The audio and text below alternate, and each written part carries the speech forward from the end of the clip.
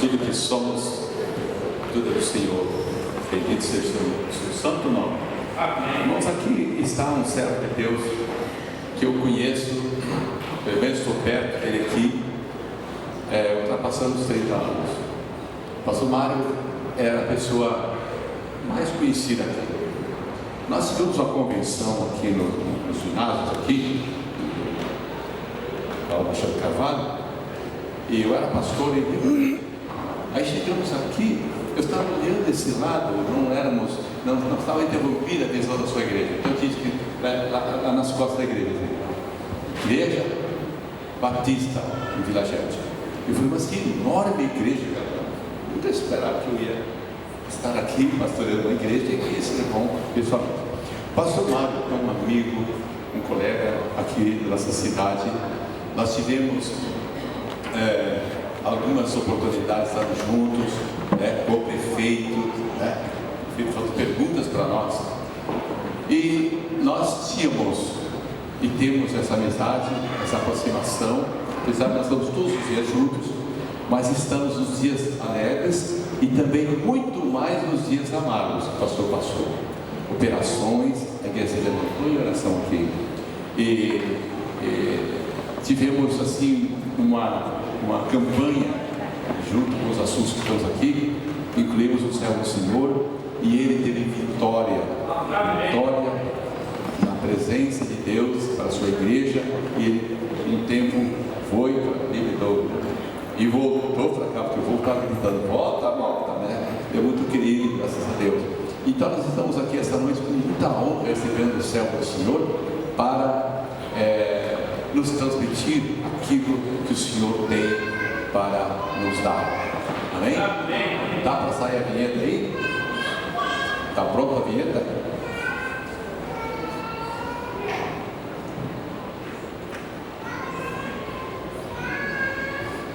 Eu pedi que todas as noites tivesse a apresentação da vinheta. Muito bem, então fica mais para ouvir. Pastor, aqui está a igreja do Senhor para não ministrar nos momentos que o Senhor tiver para nos transmitir a mensagem do Senhor. É aquela e não outra que nós precisamos ouvir essa noite.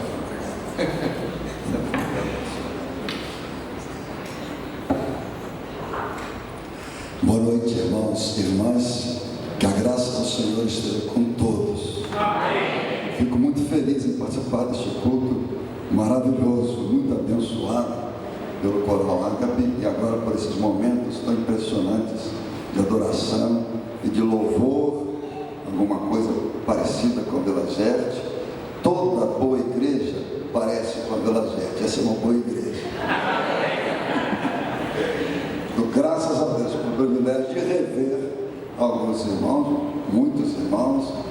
Dou graças a Deus por conhecer outros aqui, e dou graças a Deus pela amizade que mantém com o seu pastor, amizade muito próxima, muito sincera. E para mim é uma honra ocupar este púlpito que ele tem dignificado em todos estes anos.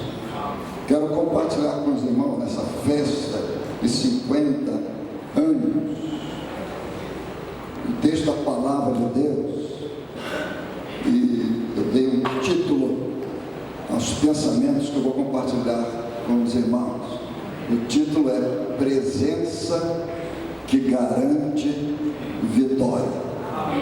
O texto é de Êxodo capítulo 33. Nós vamos destacar do texto alguns versículos que me fizeram refletir sobre a presença de Deus. Há alguns momentos da história da fé evangélica cristã que se deu muito mais ênfase ao poder ou às maravilhas de Deus do que a própria presença de Deus. E o que o texto destaca efetivamente que uma igreja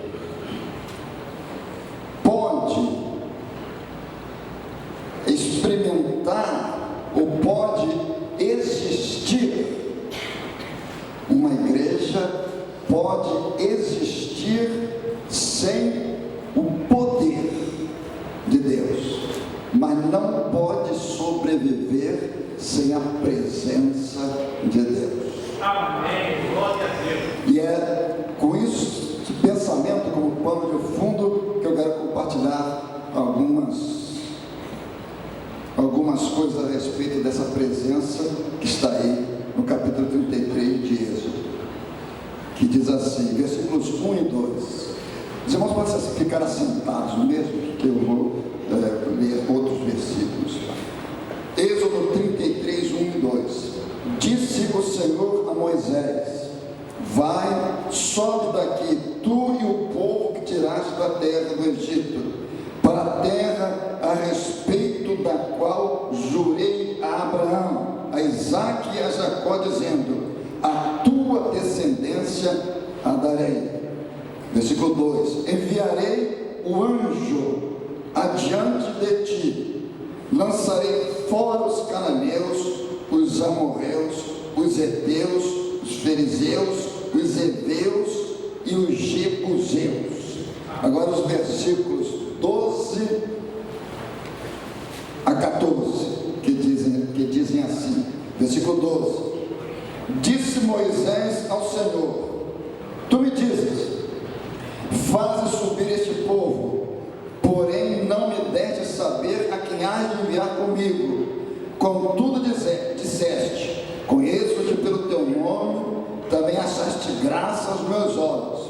Agora, pois, se achei graça aos teus olhos, rogo-te que me faças saber neste momento o teu caminho, para que eu te conheça e ache graça aos teus olhos, e considera que esta nação é o teu povo. Respondeu-lhe o Senhor: a minha presença irá contigo, e eu te darei descanso. Esse é um diálogo de uma circunstância singular na história de Israel.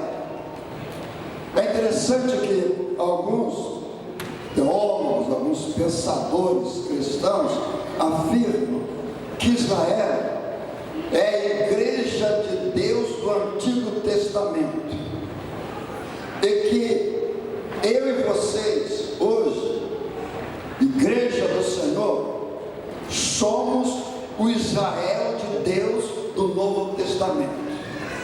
Então, algumas experiências que aconteceram com a igreja do Antigo Testamento, chamado povo de Deus, ou Israel, elas se repetem, elas continuam, elas são também possíveis de serem experimentadas pelo Israel de Deus no Novo Testamento, a igreja do Senhor. Israel, a igreja de Deus do Antigo Testamento, o povo escolhido, experimentou uma das mais extraordinárias intervenções de Deus na história. Israel, portanto, é o símbolo mais explícito das maravilhas e do poder de Deus direcionando a terra, direcionando a história e direcionada especificamente a um povo singular, a um povo sui generis, a um povo escolhido, a um povo que foi formado por Deus. Amém. E formado de forma sobrenatural. De dois idosos, não idosos de 50, 60 anos, de idosos mesmo, de 90 e 100 anos, de dois idosos, de um casal, que sob o ponto de vista humano, científico, não poderia de forma alguma gerar. Deus fez surgir uma nação inteira. Portanto, Israel é o símbolo maior da mais extraordinária intervenção de Deus na história. E depois de ter formado este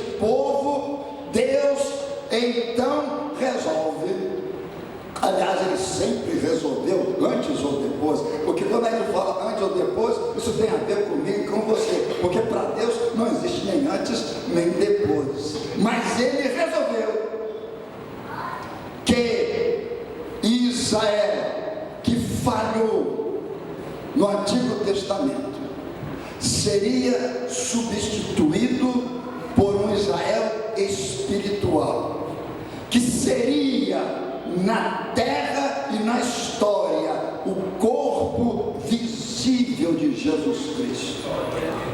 Assim eu e você fazemos parte, irmãos, de um projeto espetacular, sensacional, que não cabe nem na nossa racionalidade, de tão impressionante que é. Eu e você estamos num projeto de Deus que não foi arquitetado há 200, 100 ou 1000 anos atrás. Deus já sabia que no dia 12 de outubro de 2014, eu e você estaríamos aqui dando glória a Deus, aplaudindo o seu santo nome, reconhecendo a sua soberania sobre a nossa vida e dizendo a Ele que não importa o que venha acontecer, eu e você estaremos sempre servindo, seguindo e amando a Jesus Cristo. Nessa circunstância aqui, já haviam acontecido algumas coisas maravilhosas, alguns prodígios. O poder de Deus já tinha se manifestado. E ocorre, irmãos, um diálogo interessantíssimo de Deus com Moisés. Deus diz a Moisés que ele ia prosseguir naquela missão de levar o povo até a terra prometida. Moisés já tinha começado a tarefa. O mar vermelho já tinha ficado para trás. E para deixar Moisés despreocupado, para que Moisés não ficasse perturbado, Deus disse: você continua o trajeto, continua a caminhada, e eu deixarei com você o meu anjo. E ele então vai prosseguir. A manifestação, o poder, as maravilhas continuarão. Ele então, Deus oferece o poder, o anjo, a certeza de que as maravilhas continuarão a acontecer. E é interessante, irmãos, que Moisés não aceita. Moisés então faz uma proposta a Deus. Ele faz um pedido a Deus. Ele dá uma sugestão a Deus.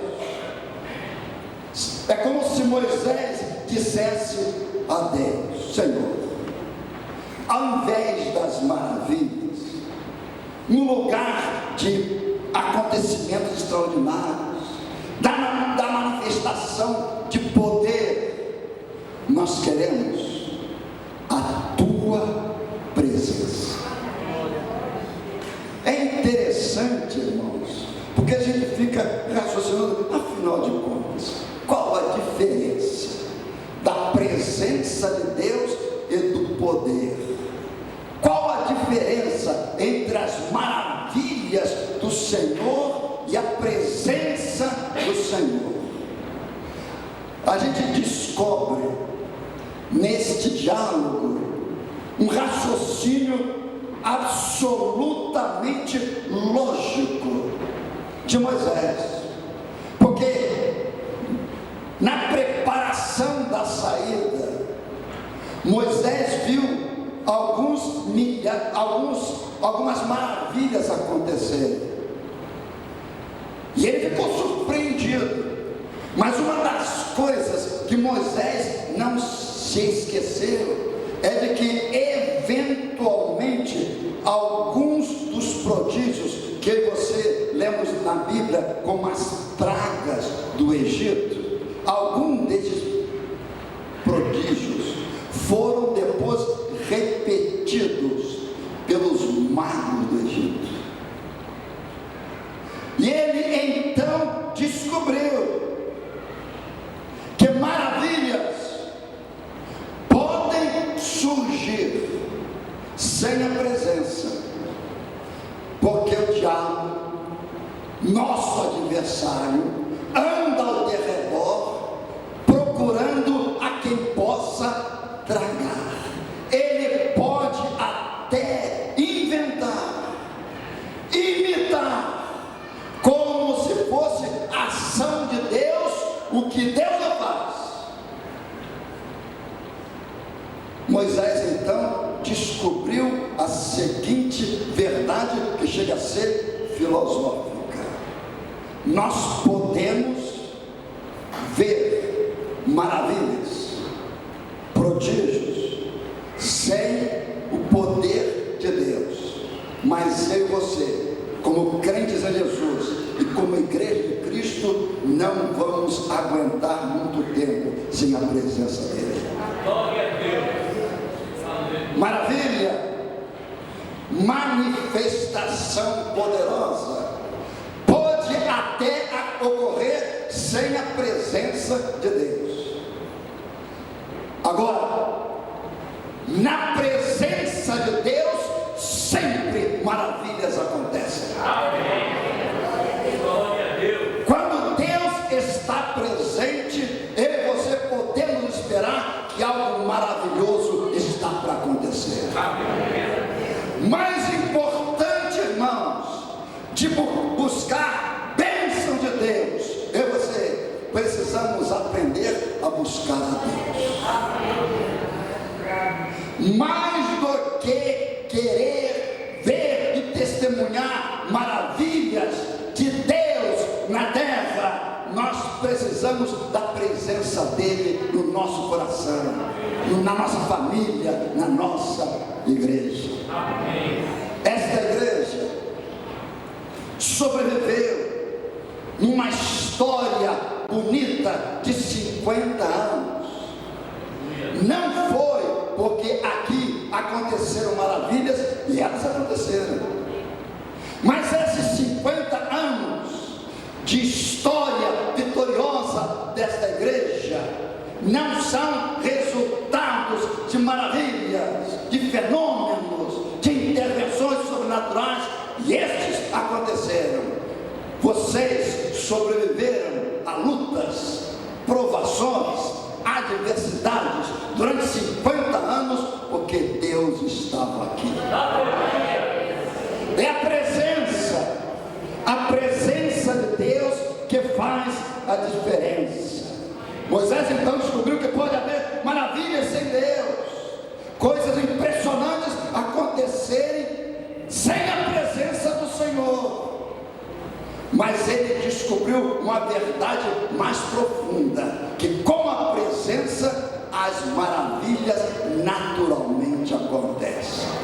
E o que é melhor, quando estas maravilhas acontecem na presença do Senhor, a glória do Senhor, a honra é para o Senhor, e eventualmente em determinados movimentos, onde algumas coisas extraordinárias acontecem, nem sempre se dá a glória ao Senhor, a honra ao Senhor. Às vezes o nome da igreja, o tamanho da igreja, o líder da igreja, mas meus irmãos, quando alguém é abençoado, só Deus pode abençoar. Glória a Deus. Um detalhe que passa desapercebido, que o que Deus está prometendo a Moisés é coisa grande.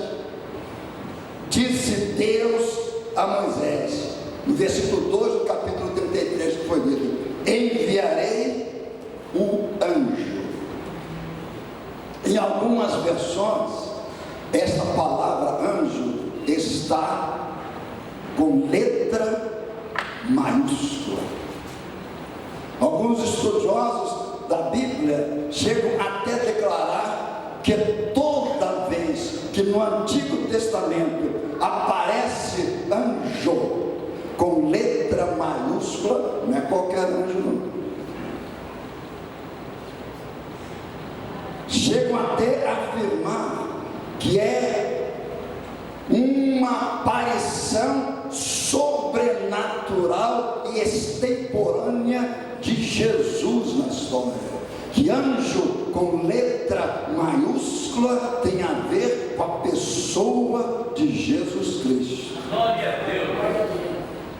Mas Moisés, com as limitações da época, ele não conhece teologia como hoje os teólogos conhecem. Quando surge a proposta na mente de Moisés, ele vê que se precisar, o mar se abre de novo. Se houver alguma dificuldade, as rãs vão surgir novamente.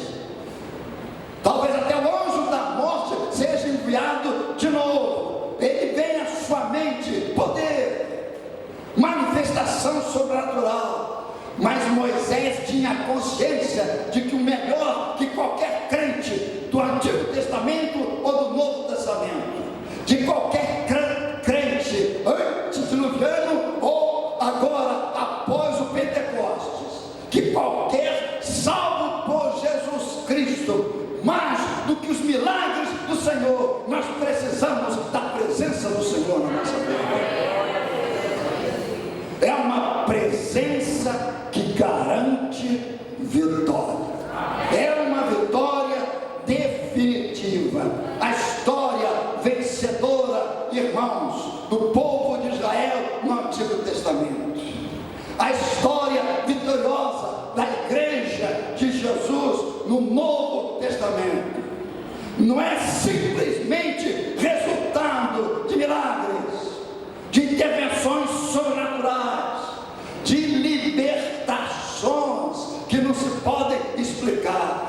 O que tem acontecido, que eu e você e todos os crentes do Antigo ou do Novo Testamento temos ao nosso lado uma presença. Esta igreja aguentou 50 anos e vai sobreviver durante todo o resto da história até a volta de Jesus Cristo.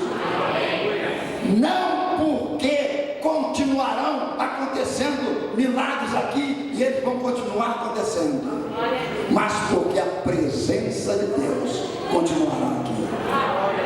Por isso Moisés suplica: se a tua presença não vai comigo, não nos faças subir deste lugar. Esta presença, irmãos, traz algumas consequências naturais. A primeira delas está na própria palavra de Deus, concordando com o pedido de Moisés. Disse o Senhor: a minha presença irá contigo e eu te darei descanso. A Bíblia Sagrada usa muito a palavra descanso. Até mesmo se criou um dia, e esse dia, irmãos, não veio através de decreto de um governo específico na história da humanidade. Quando Deus resolveu criar todas as coisas, inclusive o ser humano, eu e você, Deus resolveu incluir na semana um dia que Ele chamou descanso. A palavra sábado significa descanso. E há momentos na minha e na sua vida que eu e você não resistiremos, a não ser que Deus seja o nosso sábado. Quando nós entramos no Novo Testamento, a palavra sábado continua, mas não com tanta veemência do Antigo Testamento. Porque o sábado no Novo Testamento não é apenas um dia na semana. O cristianismo troca, muda, transforma o sábado ritual, o sábado legal, o sábado religioso. O cristianismo transforma este sábado numa pessoa. Disse Jesus: vinde a mim, todos vós que estáis cansados e sobrecarregados, e eu vos aliviarei. Tomai sobre vós o meu jugo e aprendei de mim, porque eu sou manso e humilde de coração, e encontrareis um sábado para as vossas almas. Jesus é o nosso sábado.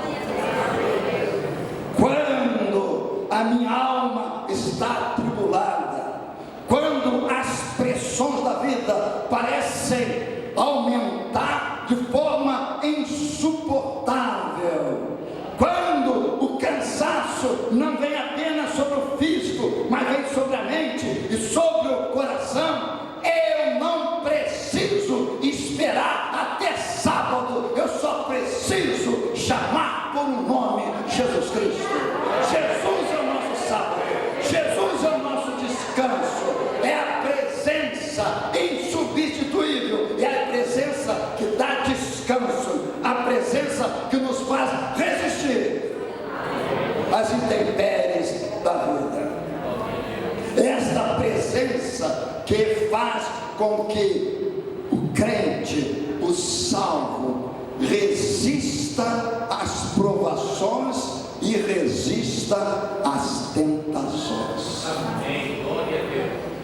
Quando Jó é testado da forma como ele foi, e é impressionante, irmãos, que quando a gente vai na Bíblia e vê algum salvo ser provado, é uma coisa fantástica, impressionante, porque eu e você que já sentamos em bancos escolares, ou estamos nas faculdades, ou estudando ainda, sabemos que as provas, elas servem para medir o nosso conhecimento, e vez por outra, elas podem, até as notas, podem nos reprovar através das provas que fazemos.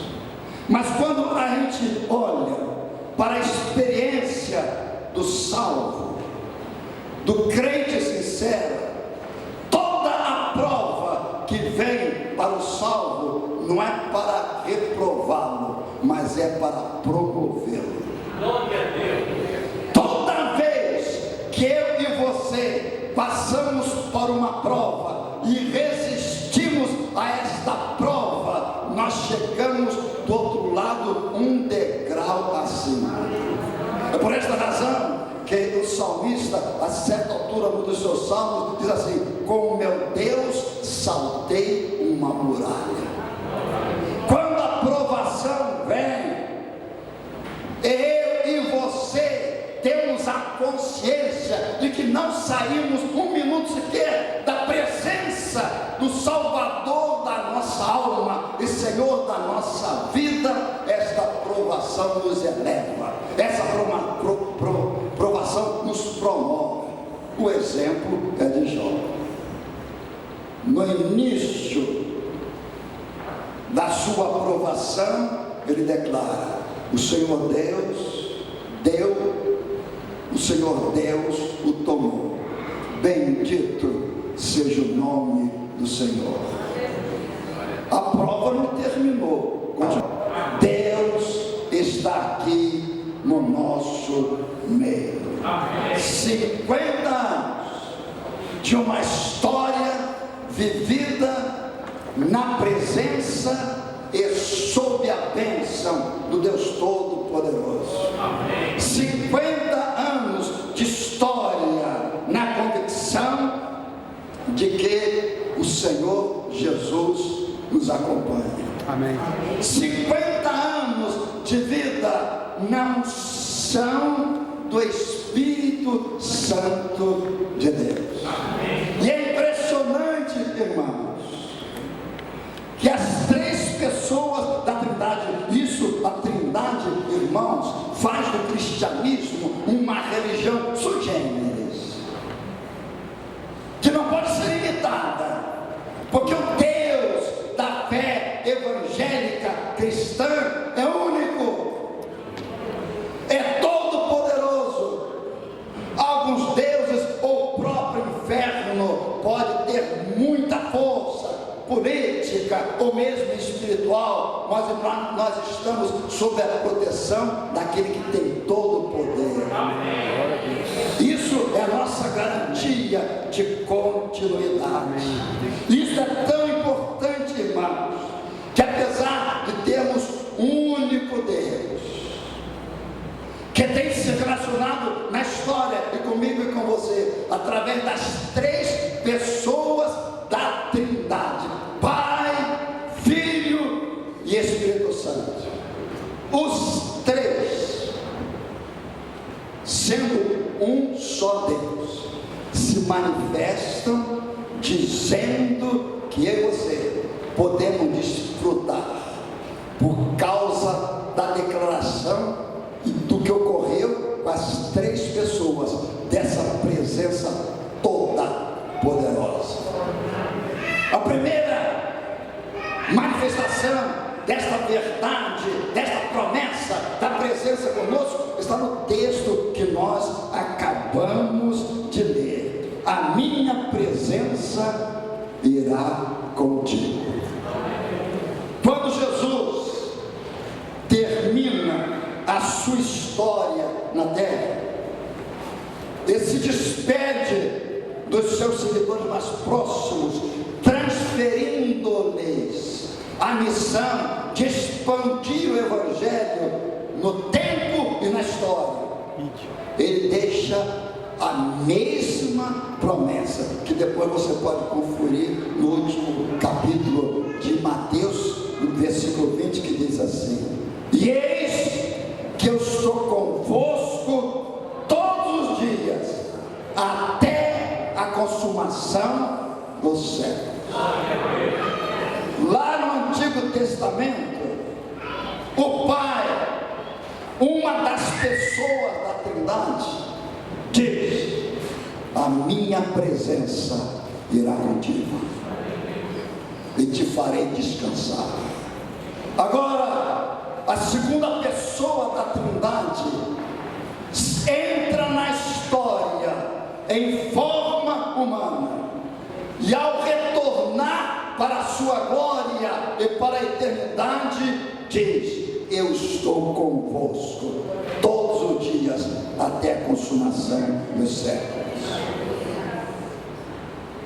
E antes de ser recebido triunfalmente na eternidade, Jesus então declara: recebereis poder ao descer sobre vós o Espírito Santo, e sereis minhas testemunhas, tanto em Jerusalém, como em toda a Judéia, Samaria e até os confins da terra. No capítulo 2 do livro de Atos, que eu acabei de ler, diz assim: ao cumprir-se o dia de Pentecostes, estavam todos reunidos no mesmo lugar. De repente veio do céu um som como de um vento impetuoso, encheu toda a casa onde estavam assentados. Apareceram distribuídas entre eles línguas como de fogo, e pousou sobre cada um deles. Todos ficaram cheios do Espírito Santo. Amém. Amém. No Antigo Testamento, Deus era por nós. No Novo Testamento, Deus está conosco. Amém. E através do Pentecostes, o Espírito de Deus entra em nós.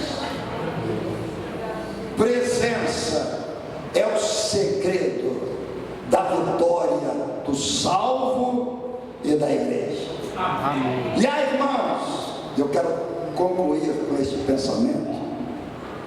Características exclusivas dessa presença na igreja e no solo, no púlpito e na congregação. Primeira característica exclusiva de que esta presença é inevitável. Não há nada que o inferno possa fazer para tirar Jesus de perto de mim. Eu desafio todos os demônios do inferno para arrancar da minha alma a presença do Santo Espírito. Quando eu e você entregamos a nossa vida a Jesus, Jesus segura para nunca mais largar. É inevitável. Onde você for, você está com Jesus. E o inferno sabe, e o maligno não lhe toca. Nós temos uma presença ao nosso lado. Nós temos uma presença que criou a nossa história. Nós temos uma presença que está dentro de nós. Por isso não tememos nem a morte, nem o inferno, porque maior é o que está em nós do que o que está no mundo. É uma presença inevitável. O inferno não pode fazer nada para tirar Jesus de perto de mim. Nem que se reúnam todos os demônios sob o comando do próprio Lúcifer, ele não pode arrancar do meu coração o Santo Espírito, que veio habitar em mim para sempre. Disse Jesus: viremos para ele e faremos nele morada. Uma ilustração bem simplória dessa inevitabilidade é a sombra. No Salmos do número 121, o salmista já fala de que o povo de Deus estava protegido pela presença. Diz o salmista lá: o Senhor é a tua sombra à tua direita. É interessante porque é uma figura de linguagem. O que o salmista quer dizer? Que não tem como se evitar a presença de Deus, como eu não posso evitar a minha sombra.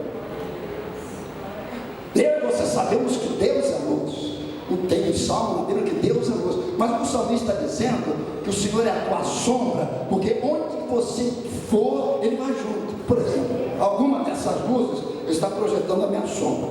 Eu digo: a sombra, toma conta aqui da minha Bíblia, meu esboço está aí, se eu perder, eu não vou conseguir terminar. E eu já volto para pegar você.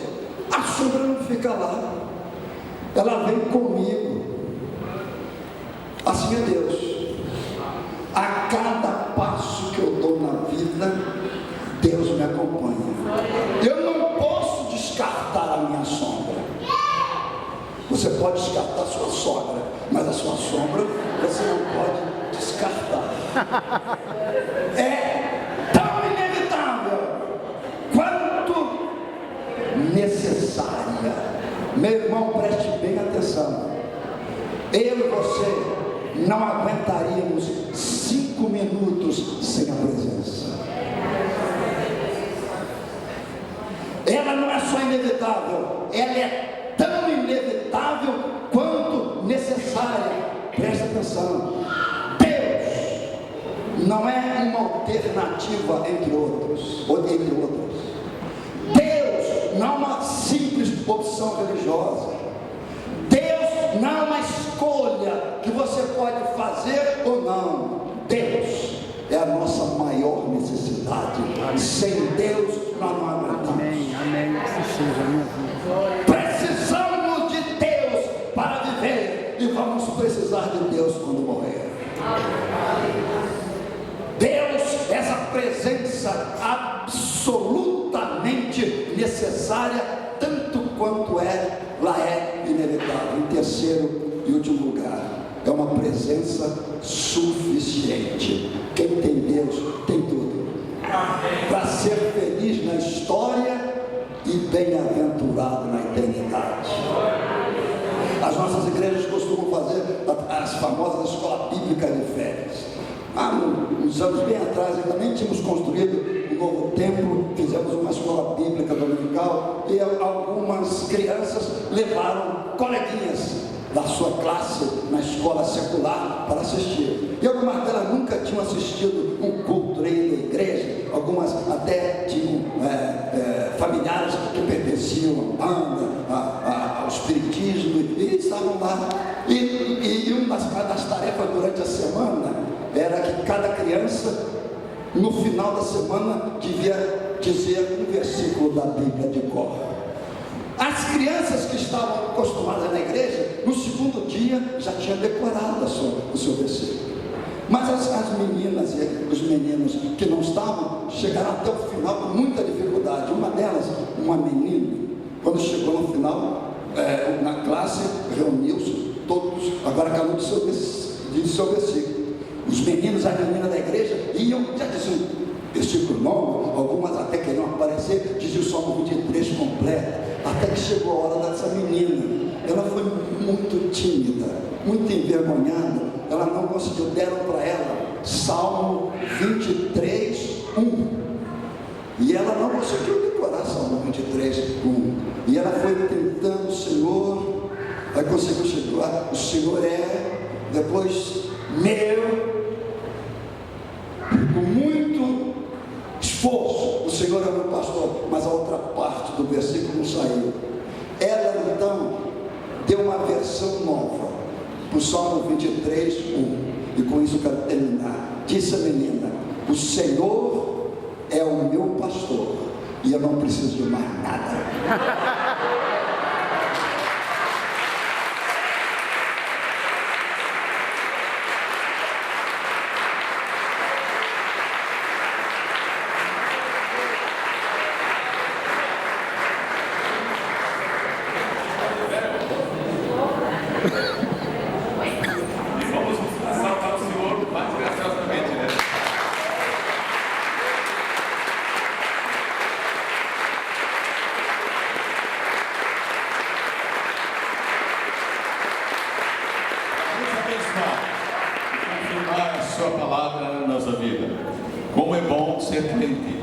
Eu tenho dito que os crentes são o povo mais feliz da terra.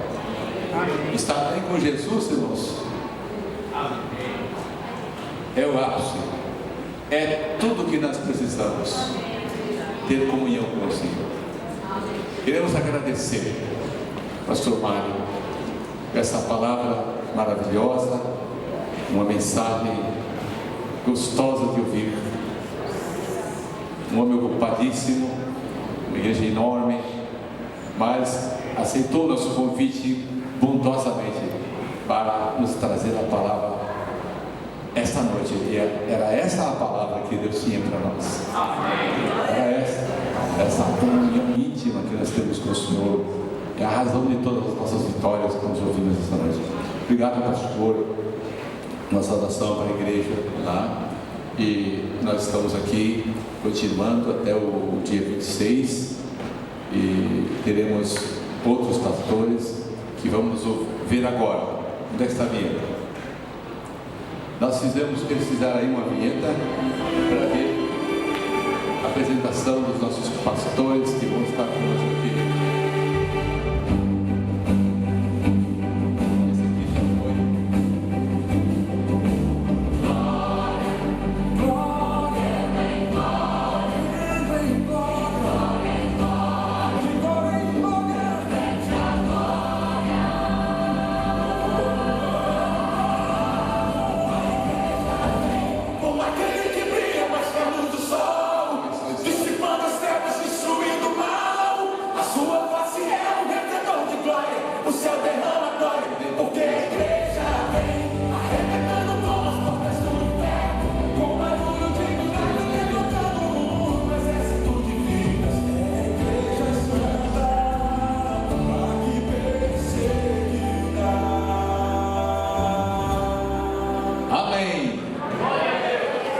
Irmãos, o que você gostaria de ganhar no dia do seu aniversário? Há um perigo, né? A gente fazer, por exemplo, a pessoa fala, bom, o que você quer ganhar? Eu recebi o telefonema da Suécia, semana, e minha esposa. Então, umas pessoas que vão nos visitar agora aqui, passar o Natal conosco, e uma delas perguntou, escuta, o que você gostaria de ganhar? Vamos fazer aniversário no mês que vem, em novembro, né? E eu falei, olha, corre perigo você falar para mim o que escolher. Né? Ele pode pedir hoje BMW já não é mais o presente mais caro. Né? Uma bicicleta é ridículo pedir.